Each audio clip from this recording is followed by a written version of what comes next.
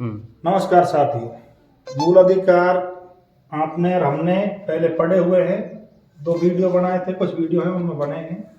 मूल अधिकार जो है 14 से 18 हम लोग पहले पढ़ चुके हैं। 12 और 13 अनुच्छेद भी हम लोग मूल अधिकार के तहत पढ़ चुके हैं। राज्य की परिभाषा, विधि की परिभाषा, समानता का अधिकार हम लोग पढ़ चुके हैं 14 से 18। तो ये 2 कंप्लीट हम कर चुके थे। इसमें कौन कौन से जो बात थे और सर्वोच्च न्यायालय का क्या डिसीजन था वो भी हम लोगों ने वहां पर देख लिया था। तो ये हम लोग पहले पढ़ चुके हैं। अभी हम लोग जो पढ़ेंगे वो पढ़ेंगे अनुच्छेद 19 से 22। अनुच्छेद 19 से 22 जो स्वतंत्रता का अधिकार है वो हम इसमें पढ़ेंगे। तो ये हम राज्य विधि की परिभाषा, विधि की परिभाषा से संबंधित बात, ये हम सारे पहले ही पढ़ चुके हैं। अभी हम लोग पढ़ेंगे स्वतंत्रता का अधिकार 19 से 22। जो 19 है आर्टिकल आपका, उसमें कुछ स्वतंत्रताएं आपको दी गई हैं। साथ ही साथ उन स्वतंत्रताओं पर युक्त प्रतिबंध राज्य द्वारा लगाए जा सकते हैं, इसका भी वर्णन किया जा सकता है। 19 के जो भाग हैं वो 6 हैं, 1 2 3 4 5 6 इस तरीके से। तो 19(1) यहाँ जो भाग है इसमें आपको स्वतंत्रताएं प्रदान की गई हैं। साथ ही साथ इन पर क्या क्या प्रतिबंध हैं वो भी आपको दर्शाए गए हैं इसी आर्टिकल में 19 में, लेकिन वो 19(1) के अलावा है। 19(1)(a) में आपको वाक एवं अभिव्यक्ति की स्वतंत्रता दी गई है कि आप क्या बोल सकते हैं, क्या अभिव्यक्त कर सकते हैं, ये आपको स्वतंत्रता है। लेकिन इस पर प्रतिबंध आरोपित किया गया 19(2) के द्वारा कि आप जो देश की लोक व्यवस्था है वो खराब नहीं होनी चाहिए आपके बोलने से, आपके विचार अभिव्यक्त करने से। साथ ही साथ देश की एकता अखंडता को खतरा नहीं होना चाहिए, ये भी लिखा गया है। ऐसे विचार आप अभिव्यक्त नहीं कर सकते। जो हमारे विदेशी संबंध हैं वो भी खराब नहीं होने चाहिए, ऐसे भी विचार आप अभिव्यक्त नहीं कर सकते हो। 19(1)(b) में आपको लिख दिया गया है कि आप कोई भी सभा कर सकते हो, सम्मेलन कर सकते हो। शर्त यही है कि वो सभा या सम्मेलन आपका बिना हथियार के निरायुध होना चाहिए। साथ ही साथ उसमें ध्यान रहना चाहिए कि वो आपका सम्मेलन या सभा शांतिपूर्वक होना चाहिए, कोई भी हिंसा नहीं होनी चाहिए। ज्यादा भीड़ इकट्ठा करके आप, ऐसा नहीं है किसी के साथ युद्ध करने लग जाओ। तो अगर आप इन चीजों का पालन करते हैं तब आप सभा या सम्मेलन कर सकते हैं। लेकिन अगर ऐसा नहीं है तो आपके लिए 19(3) के द्वारा प्रतिबंध लगाए गए हैं। वही लोक व्यवस्था और एकता अखंडता को खतरा नहीं होना चाहिए। तो जाहिर सी बात है 19(1) के तहत आपको अधिकार प्रदान किए हैं स्वतंत्रता के। 19(2) से लेकर 6 तक उन पर प्रतिबंध लगाए गए हैं। 19(1)(c) यहां आपको अधिकार दिया गया है कि आप कोई संघ या संगठन बना सकते हो, और इसी के तहत जो सहकारी समितियां हैं, सहकारी समितियों का गठन किया गया था इसी अनुच्छेद का प्रयोग करके। इस पर प्रतिबंध 19(4) के द्वारा लगाया गया है। वही लोक व्यवस्था, एकता अखंडता, सदाचार के हित में आप पर प्रतिबंध लगाया जा सकता है। अगर कोई आप ऐसा संगठन या संघ बनाते हैं जो किसी के अधिकारों का और हनन करता है, देश की एकता अखंडता को खतरा पहुंचाता है, तो आप पर रोक लगाई जा सकती है 19(4) के द्वारा। साथ ही साथ 19(1)(d) ये आपको देश में कहीं भी घूमने की स्वतंत्रता दे सकता है कि भाई आराम से घूमिए।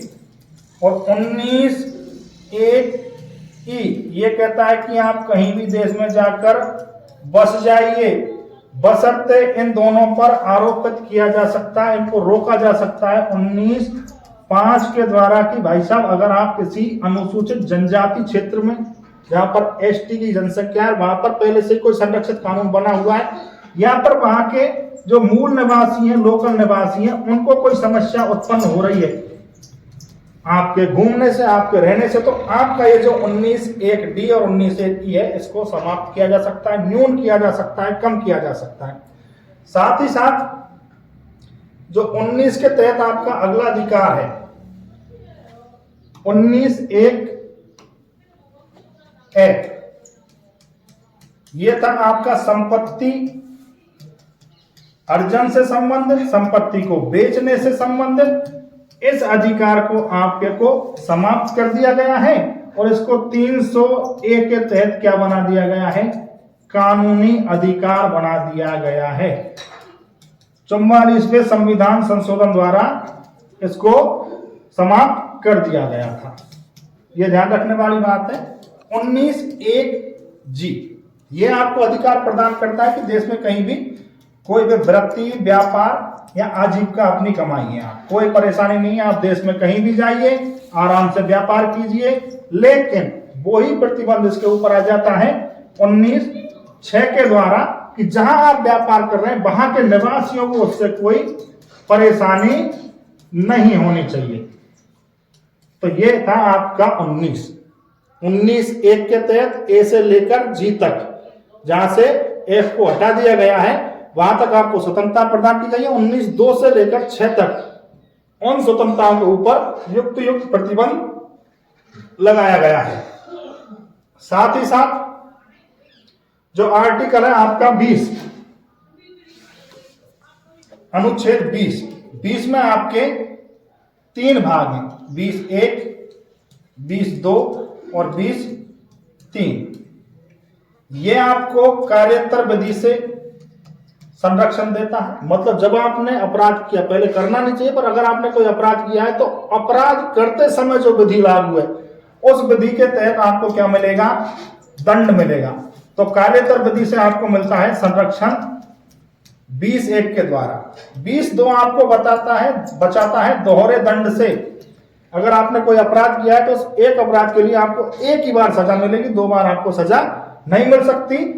ये केवल न्यायिक दंड के मामले में है। अगर कोई अनुशासनात्मक कार्रवाई, विभागीय कार्रवाई आपके खिलाफ की जाती है तो वो 2 बार भी हो सकती है, 3 बार भी, सस्पेंड 2 बार, 3 बार, कितनी बार भी हो सकते हैं। न्यायिक दंड के मामले में दोहरे दंड से आपको संरक्षण है। 20(3) जो आपका अनुच्छेद है, यह आपको बचाता है कि अगर आपने कोई अपराध कर दिया है तो आप स्वयं के प्रति खुद के लिए ही गवाही देने से रोकता है। आपको कोई मजबूर नहीं कर सकता कि आप स्वयं अपने खिलाफ ही गवाही दें। दबाव में मर्जी से आप दे सकते हो, दबाव में आप कोई गवाही नहीं दे सकते। तो स्वयं के खिलाफ जो गवाही होती है उससे ये रोकता है। साथ ही साथ जब इस अनुच्छेद का उल्लंघन होगा 20(3) का, तो 2 बाद हमारे सामने आते हैं, 2 केस हमारे सामने आते हैं 20(3) से 3 से संबंधित। एक जो है वो है mister x versus mister Z, और एक जो है वो है सेल्वी बनाम कर्नाटक बात। इसमें क्या कहा गया, मिस्टर एक्स जेड में जो 2004 में आया था, याद रखना है, इसमें कहा गया कि डीएनए टेस्ट जो है, किसी का डीएनए टेस्ट आप करवा सकते हैं, वो 20(3) का उल्लंघन नहीं है, डीएनए टेस्ट किया जा सकता है। सेल्वी बनाम कर्नाटक 2010 में यह कहा गया कि brain mapping, polygraph test, polygraph test, इस प्रकार के टेस्ट आप लोग नहीं करवा सकते। ये अनुच्छेद 20(3) का उल्लंघन है। तो ये दोनों अनुच्छेद है 19 और 20 जो हमने डिटेल में पढ़े। 21 जो आपका मूल अधिकार है, वो मूल अधिकार आपको प्राण एवं दैहिक स्वतंत्रता का अधिकार प्रदान करता है। उसी के तहत 21(1) में आपको शिक्षा का अधिकार दिया गया, 86वें संविधान संशोधन के द्वारा आपको प्रदान किया गया। तो इस तरीके से हम 21 भी पढ़ेंगे और 22 भी पढ़ेंगे, लेकिन उससे पहले एक बार दोबारा से आप 19 को देख लीजिए। 19(1)(a)(b)(c)(d) जो आपको बताया उसी तरीके से बटा हुआ है, आप देख सकते हैं। सहकारी समिति 97वें संविधान संशोधन के द्वारा बनाई गई थी, इसको कानूनी अधिकार बनाया गया 44वें संशोधन द्वारा। यहाँ पर आपको स्वतंत्रता प्रदान की गई है, यहाँ पर आपको 2, 3, 4, 5, 6 के द्वारा उन पर प्रतिबंध लगाया गया। तो आप अच्छे से देख सकते हैं, याद कर सकते हैं। अब यही बातें बताई गई थी आपको। साथ ही साथ अनुच्छेद 20 जो है, इसमें आप देख सकते हैं कि कार्योत्तर विधि से संरक्षण है, जो आपको समझाई थी। दोहरे दंड से 2 बार दंड नहीं मिल सकता। आत्म अभिशंसन से मतलब स्वयं के खिलाफ स्वयं की गवाही नहीं हो सकती। 2 बाद थे, 2010 वाला और मिस्टर एक्स जेड 2004 वाला, ये दोनों इससे ही संबंधित थे। अनुच्छेद 20(3) से 21 है जो आपका प्राण एवं दैहिक स्वतंत्रता का अधिकार है। उसके अंतर्गत बहुत सारे अधिकार, शिक्षा का अधिकार, चुप रहने का अधिकार, विदेश जाने का अधिकार, बहुत सारे अधिकार, कई सारे अधिकार उसके अंतर्गत निहित हैं। साथ ही साथ 21A में शिक्षा का अधिकार, और शिक्षा के अधिकार के लिए किस प्रकार से आगे नीति निर्देशक तत्व मूल कर्तव्य में संशोधन किया था, वो सब हम अगले वीडियो में देखेंगे। धन्यवाद।